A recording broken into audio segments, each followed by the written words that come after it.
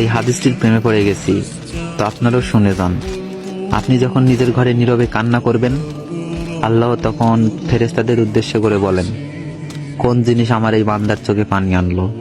ফেরেশতাগণ বলেন, আপনার বান্দা সুখে নেই, আপনার বান্দা অনেকদিন হাসেনি।